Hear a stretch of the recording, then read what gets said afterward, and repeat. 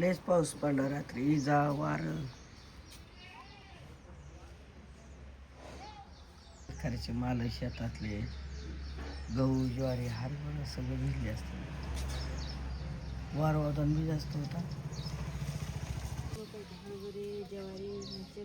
हां, लोकांनी शेतात ठेवलेले आहेत ना वाळू घालायला, फॉरेस्टनं काढून.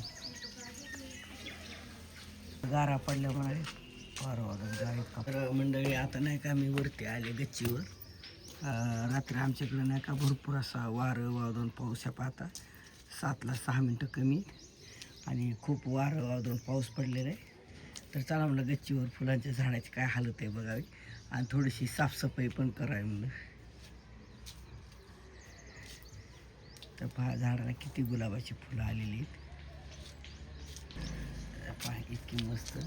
काय काय फुलं तोडणं झाली नाही, झाडाला जाग्यावर सुकून गेले. आणि आपण नंदी मोगऱ्याला पण अशी भरपूर फुलं आलेली. चला आपण या झाडाची थोडीशी साफसफाई करणार आहे. थोडंसं ह्याच्यातलं गवत काडी कचरा सगळ्या कुंड्यातलं काढून घेणार आहे आणि नंतर मग पूजेसाठी फुलं घेणार आहे. आणि आमच्या इकडं नाही का रात्री खूप असा पाऊस पडला आणि वारं पण खूप होतं भयानक. तर बघा ना शेतकऱ्याचे किती नुकसान आहे. शेतामध्ये हरभरा गहू ज्वारी काढून ठेवलेले, कोणाचं राहिलेलं काढायचं. तर आता साफसफाई करते. वाऱ्यानं खूप कचरा पण आलेला आहे असा गच्चीवर. पहा पावसाच्या पानाने झाड असे टवटवीत होतात. पहा मस्त. बघा फुलं पण कशी आली स्वस्तिकची मस्तपैकी. इथं जास्वंदीची फुले पिवळी जास्वंद. इथे छोट्या झाडाला पण नंदी मोगऱ्याला फुलं आलेली. आज मला नाही का मी ही पूर्ण आता हे गुलाबाची फुलं पुन्हा जास्वंदीची फुलं हे सगळी फुलं अगोदर तोडून घेणार आहे आणि नंतर सगळ्या कुंड्यातल्या यातला काडी कचरा काढून लग्न कार्यानं बर्फाचं पाणी थंडगार पिण्यात येतं. तर त्यामुळं मला नाही का ते सर्दी घसा झाला दुखायला सर्दी, त्यामुळे माझा आवाज बदललेला आहे मंडळी, तब्येत बरी नसल्यामुळं.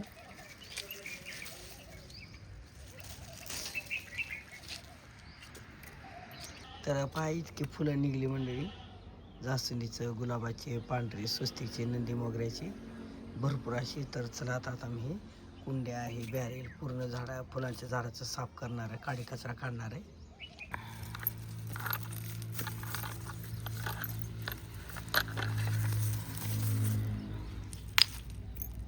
ते गवत काडी काढलं ना तर असे नको ते गवत वाढतं कुंड्याने. तर ह्या पाशी पूर्ण आता असंच मी बाकी सगळ्याचं पहा मंडळी पूर्ण ह्या पहा काडी कचरा गवत काढून एकदम सगळ्या कुंड्या अशा साफ झालेले. इकडं पहा इतकं निघालं गवत.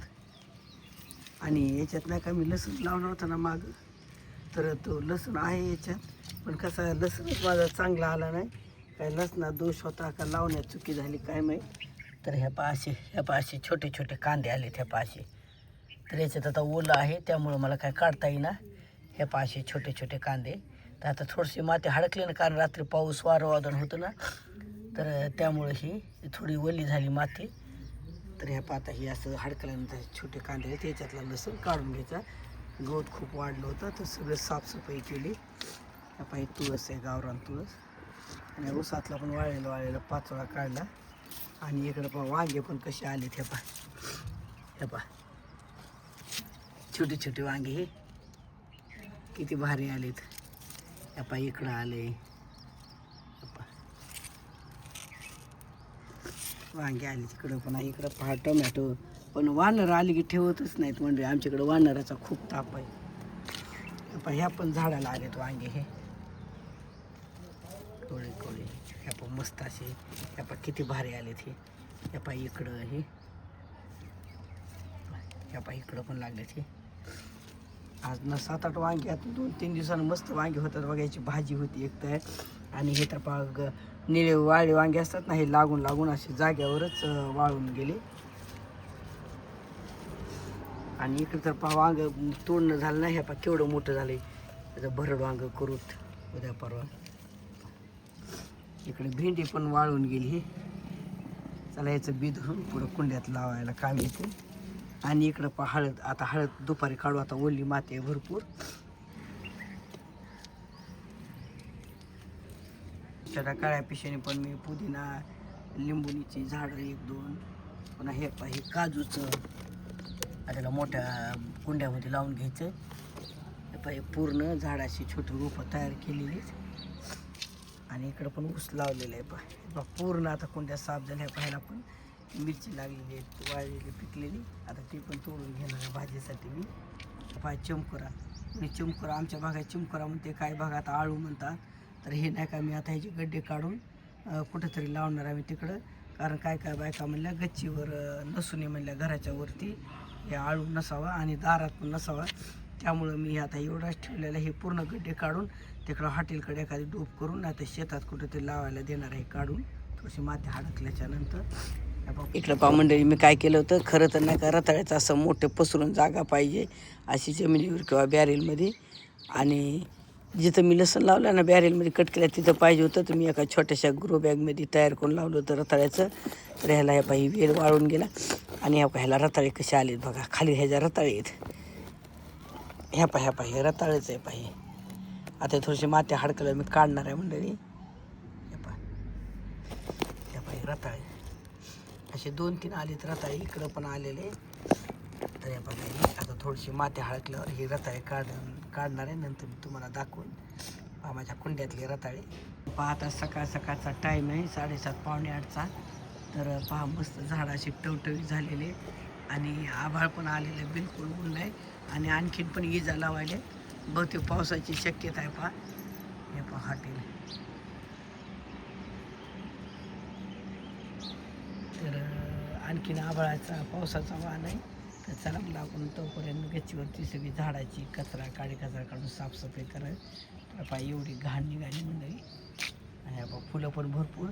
तर चला तर आता मी खाली जाऊन मस्तपैकी आंघोळ बिंघोळ करून मस्त देवपूजेला फुलं पण झालेली. तर मंडळी झाल्या बघा, कुंड्या वगैरे साफ करून सगळ्या आणि व्यवस्थित. त्याला खत घालायचं होतं, तर खत आता मी थोडंसं 1-1.5 तासाने येऊन घालणार आहे. तर मंडळी माझी तब्येत बिघडलेली आहे, सर्दी घसा, कारण आता लग्न हे सुरू आहे. लग्नातलं बर्फाचं पाणी, वारं पुन्हा हे वारं वावदान पाऊस, हे वातावरण अवकाळी पाऊस. तर म्हणलं चला मी सकाळ म्हणलं अगोदर कुंड्या साफ करा आणि खत पाहूत म्हणलं नंतर घालते. तासाभरानं आत्ताच घालणार होते पण नंतर घालून म्हणलं. तर पहा मी आता वरती 7ला 5 कमी असताना आले होते. तर आता पहा 7:35 झालेले. तर आता मी खाली जाणार आहे थोडंसं आणि अद्रकचा कोरा चहा घेणार आहे, कारण माझा घशाचा खूप त्रास व्हायला, कारण बर्फाचं याचं त्याचं पाणी पिऊन. आणि कुठं नाही का लग्न करायला जाताना आपली स्वतःचं पाणी नेवा बाटली, तर त्या उन्हानं गरम पण होतं. तर नाईलाजानं ते लग्नातलं पाणी पिण्यात येतं. तर त्यामुळं सर्दी घसा थोडंसं हे झालेलं आहे. आणि चला तर मग आता मी काय करणार, आता फुलं वगैरे घेऊन खाली जाणार, थोडंसं आवरून आंघोळ करून देवपूजा करून मग 10-11 वाजता येऊन कुंड्याला खत घालणे. चला तर म्हणजे कसं वाटलं माझा आजचा टेरेस गार्डनवरच्या माझ्या फुलाच्या झाडाच्या कुंड्याचा साफसफाईचा छोटासा ब्लॉग आवडल्यास जरूर माझ्या चॅनलला मंडळी कमेंट करत जा, सबस्क्राईब करत जा. तुम्ही तर सबस्क्राईब केलं, कमेंट करून सांगितलं काही कमी जास्त, तर मला आणखीन मुलाशीन पुढचा व्हिडिओ बनायला. चला तर पुन्हा भेटू पुढच्या असं नवनवीन व्हिडिओमध्ये. तोपर्यंत धन्यवाद. रामकृष्ण हरी.